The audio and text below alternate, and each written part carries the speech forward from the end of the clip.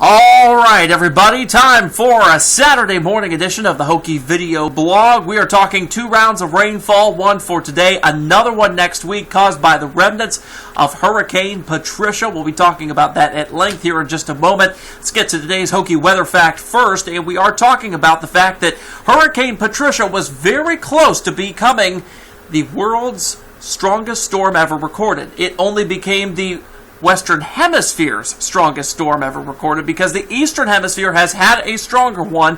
Typhoon Tip, back in 1979, had a pressure of 870 millibars. Hurricane Patricia, 879. Very close, but very strong storms regardless here. And of course, that happened back in 1979, and Typhoon Tip still is the world record holder. Outside this morning, quite a few clouds showing up on our SkyTrack network of cameras. You're seeing those temperatures in the 60s with those southerly winds right now, and that's helping to pump in some of that moisture and the warmer air. We're in the warm sector of a system right now, so we're seeing those yellows on the map indicating the 60s. 66 in Corydon, same story down in Litchfield at this point. Had a few showers earlier, most of these now off to our east. They didn't reach the ground for the most part until about 5:30 or 6 o'clock this morning. That's when enough moisture was in the atmosphere so that they didn't evaporate before they hit the ground. So what you see now just west of Louisville, these little spotty showers, probably making it to the ground at this point. The clouds are going to be numerous today as we see the system moving in. Kind of what we call a baroclinic leaf here. Kind of see that real smooth structure here, that smooth edge. Something, of course, they teach us in Meteorology 101, kind of the developing stage of another tropical cyclone down here. Of course, that is going to be kind of a concoction of or I should say Hurricane Patricia, and then we've got another system up here that's going to be merging into it as well. So a very dynamic few days coming up here. So this cold front for this afternoon, that's going to be what's moving through the metro Louisville area, giving us the rainfall here. But you see all these flash flood warnings in Texas. Another significant flooding event. You may remember what they had back in May, the historic flooding. Let's hope they don't see anything like that anytime soon. But it looks like plenty of rainfall over the next several days down there. For us, a couple of showers this morning possible, as you're seeing on the Doppler radar now. Futurecast takes us through noontime.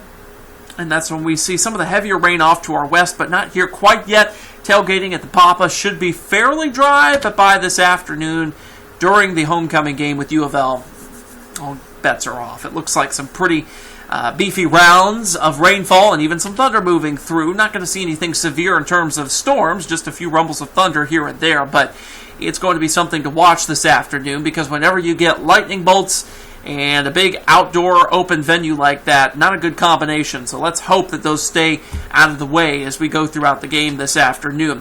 By tonight, 10, 11 o'clock, most of the rain beginning to shift down to our south. This corridor you see right here, basically south of Metro Louisville, is going to be where the heaviest rainfall takes place as we go throughout tonight. By Sunday morning, it's out of here. We should see a fairly dry Sunday.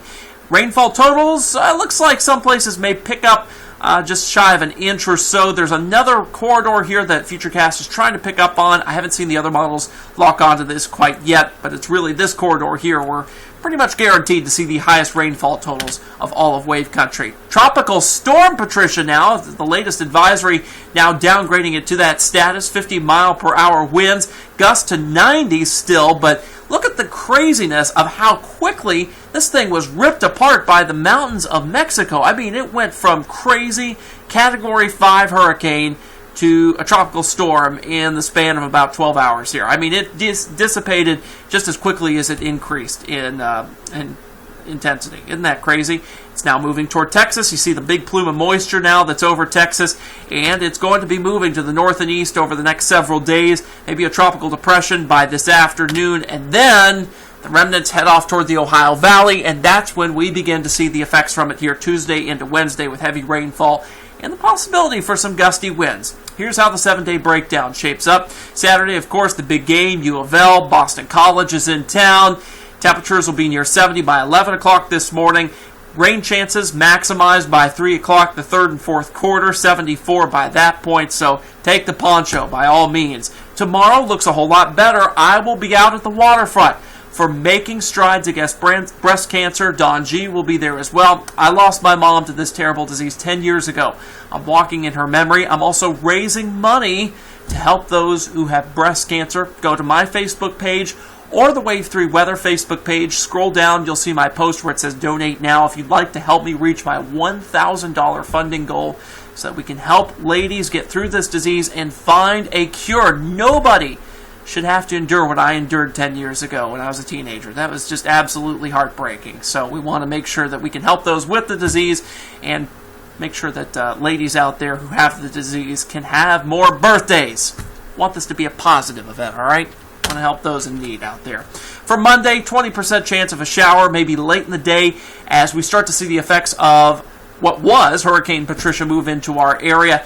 I've moved up the rain chances a little bit. It was looking like yesterday the main rain chance would be Wednesday. I've now skewed that toward Tuesday. We may need to do some further skewing of that so that Tuesday has closer to a 100% chance of rain and Wednesday has less so.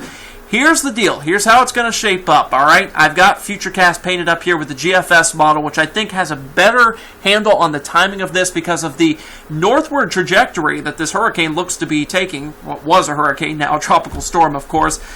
Heavy rain in here Tuesday afternoon. These are wind gusts and the wind direction that you're seeing here. The arrows indicating the southeast winds at that point shifts more toward a southerly wind as we go throughout the evening there. Gusts of 18 to 20, maybe 25 miles per hour there. Now, during the overnight, this is interesting, and this involves a lot of nitpicky meteorology, but when you go through the overnight hours, usually you get what's called the low-level jet that begins to open up because you're not getting the updrafts during the day that are caused by the heating of the ground that kind of sends air upward. So when you don't have those, the air from the Gulf of Mexico can flow like a rocket right into the southeast U.S. So we're going to see not only the wind gusts from Hurricane Patricia, or what was Hurricane Patricia moving through kind of the remnant wind energy, we'll also see the low-level jet. And if this timing lines up, both of those could mean a very gusty overnight period. Tuesday into Wednesday morning, gusts of 30, maybe to 40 miles per hour in some cases. That begins to calm down Wednesday morning, probably 8 or 9 o'clock, as we begin to see the system pull out of here. But we will see still some showers behind it, another wave of rainfall certainly. Now this rainfall map you see here is factoring in tonight's rain, all right? So subtract about half an inch from that, and that's really the true rainfall total from this system. But we could see 2.5 inches of rain.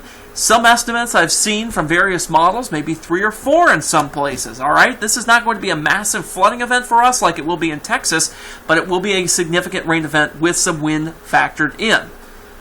Certainly something to track over the next several days. All right, Thursday looks a lot better, and I've taken out the rain chance for Friday.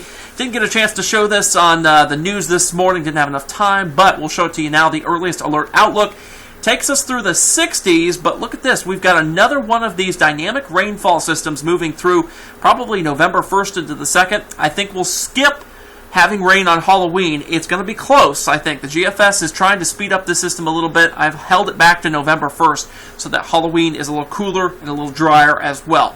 We'll keep track of that. From 60s to the 70s by the 5th, and we're back into the 60s by the 6th. We may have another day or two in the 70s. I have elected not to put that in at this time based on some of the uncertainties with the rainfall and the number of systems moving in as we head throughout the next week. That's going to be the first full week of November.